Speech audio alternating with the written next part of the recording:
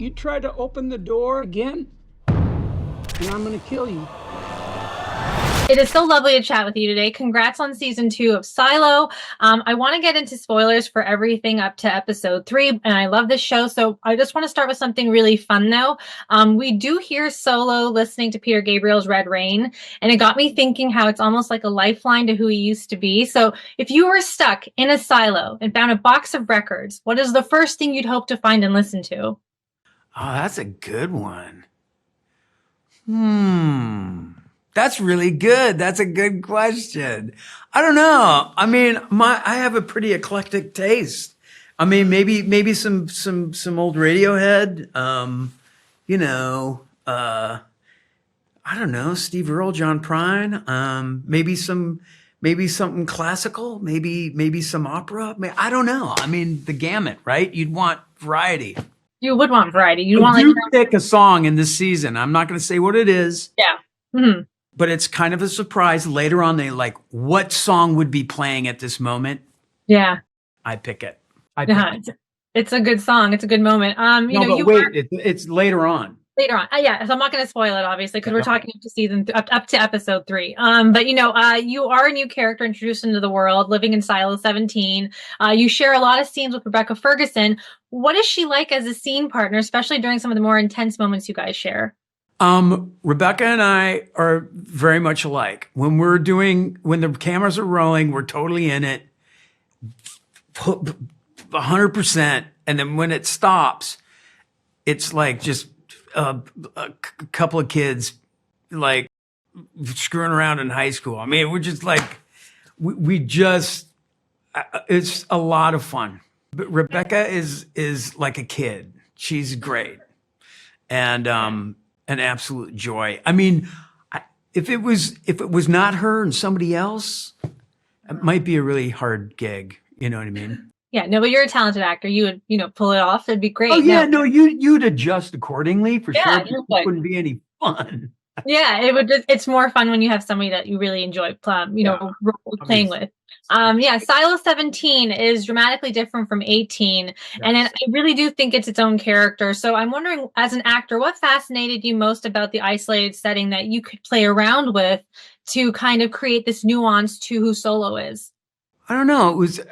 There was discoveries all along, because I was trying to figure out, like, what things do we learn and what things are instinctual, and like if you didn't have the guardrails of growing up with other people in sports and school and clubs and whatever, how would you interact? You know what I mean? And he's got stories and he has like things to kind of look at, but just the idea of somebody touching you, I mean, like it's kind of, so those things kind of evolved while we were doing it. Like, oh, maybe I wouldn't know how to do that. Or maybe I would, you know what I mean? It was a constant kind of like discovery of things, but it was a fascinating character to play because of that. And it was a lot of fun. And it was a big swing, which made it a little daunting and scary, but I had fun. Yeah. And that first episode too, when we see you, you come off scary. Like, we don't know what you're all about until we get to have you come out from the vault and like talk to her. So I'm wondering, when you saw that though, when you got this role the first time, what was your reaction, and like how, because you've done so many amazing roles over the years, and this is such a different, I think, direction from some of the things you've done. It's a lot more of a mental stunt work you do with this. Yeah. Yeah. I couldn't wait for the reveal. I thought that would be, and so I was preoccupied with what is that reveal? Who's the true person, right?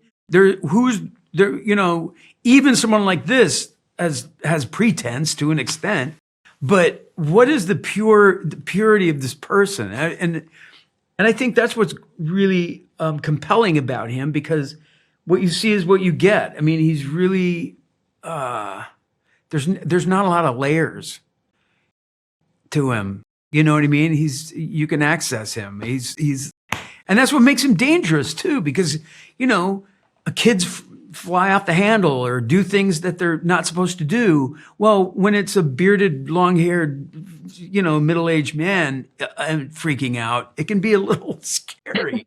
Yeah, especially for her being alone in that silo, not knowing. Exactly. Yeah, So there's a lot of different levels. It was really fun to play with. Yeah. How would you say Juliette's growing bond with Solo starts to change his perspective on isolation? Like, they are talking a lot, and you think they see a reflection of themselves in each other at some point.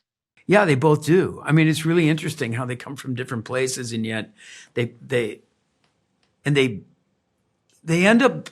I mean, they build trust, and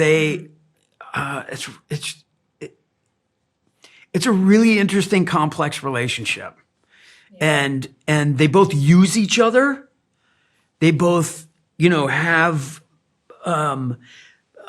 something the other one wants and needs, and they play each other in a way, but yet they also learn to trust each other, and they also there's the beauty of friendship, and it's real simple stuff, but in a crazy complex world of the silo, it's kind of cool.